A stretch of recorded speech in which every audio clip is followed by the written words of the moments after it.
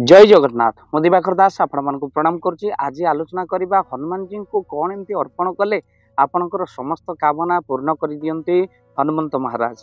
तो आज से विषय सुंदर भिडटी आप निश्चिंत भाव में शेष पर्यंत देखते। हनुमान जी को बर मिली हनुमान को जी पूजा करे से समस्त संकट समस्त दुख आउ कष्ट मुक्ति पाए। तो हनुमान जी को प्रभु रघुनाथ दिव्य आशीर्वाद मिली। तो से हनुमान जी पूजा अर्चना जी कर हनुमान जी चालीसा जी पढ़ो से समस्त संकट तार समस्त दुख दूर हो निवृत्ति हो। से धरित्री रे समस्त शक्ति एकत्रित होती पणा संक्रांति दिन जो दिन हनुमान जी जयंती महाविश्व संक्रांति। जीवन में कष्ट भरी जाइए आपंकर समस्या पड़ुची आपण को किसी भी उन्नति देखा जाऊनी जानतु आपण कुंडली में मंगलर बहु कमजोर रही। तेणु मंगल कमजोर हेले आपणकर जीवन में कष्ट भरी अनेक दुख जंत्रणा रही केवल चिड़चिड़ी हेबे आ बहु समस्या आपण पड़े। तो से आपण कौन करेंगे ना हनुमान को पूजा द्वारा हनुमान को चालीसा पाठरे समस्त संकट दूर हुए आपणकर मंगल मजबूत हुए। तेणु मंगल को मजबूत कुंडली में करने आपण दुर्भाग्य को सौभाग्य परिणत करने हनुमान जी को लाल फूल आपण निश्चिंत भाव में अर्पण करूँ मंगलवार किंबा शनिवार।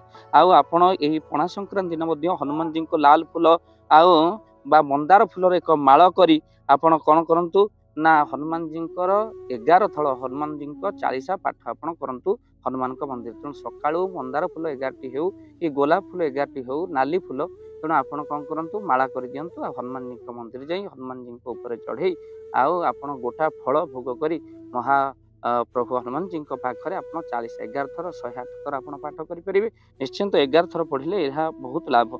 आपड़ जब रोग मुक्ति चाहूँगी 11टी रुटी करी पणा संक्रांति दिन आपण कौन करूँ कुकुर को प्रदान कर दिंतु। यह पणा संक्रांति पर मंगलवार किंबा शनिवार जदि आपण करी हनुमान चालीसा पाठ कर 11टी रुटी को आपण कुकुर को दौरान तो आपण रोग मुक्ति हो जाए। ऋण मुक्ति मंगलवार किंबा शनिवार घरे किसी लड्डू आपण करंतु नले लड्डू किणी आनी छोट छोट पिला को बांटी दिंतु चालीसा पाठ करूँ आउ कि चालीसा बही बांटी दिंतु। यह द्वारा हनुमान कृपा बहु परिमाण में मिल। तो हनुमान चालीसा बही बांटिले आपनकर बहु लाभ होता है। तेणु पूजा घरे किसी लवंग कर्पूर को आप जाली दिंतु काली महासुजोग रही शनिवार मंगलवार प्रतिकार करेंगे मन रखी था आपड़ किसी लवंग कर्पूर को जाली दिंतु आउ से धुआं को चारिआडे आप घर जाक बुले दिंतु।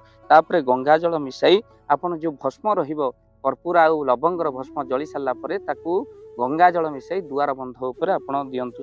तेणु दुआर बंध उपर पकईदे आपण घरे नानादी प्रकार अशांति दूर होगा सहित नकारात्मक शक्ति दूर होता है। तेणु आपण गोमाता को काली संक्रांति रे रुटी गुड़ आप प्रदान करूँ वृथा खर्चर आप रक्षा पाइबापी आपण कौन करूँ ना यही सुंदर भाव में हनुमान चालीसा पाठ करने सहित घरे जदि काली आप सुंदरकांड पाठ करती बा मंगलवार शनिवार हनुमान जयंती दिन आपण सुंदरकांड पाठ करती यह बहुत लाभ।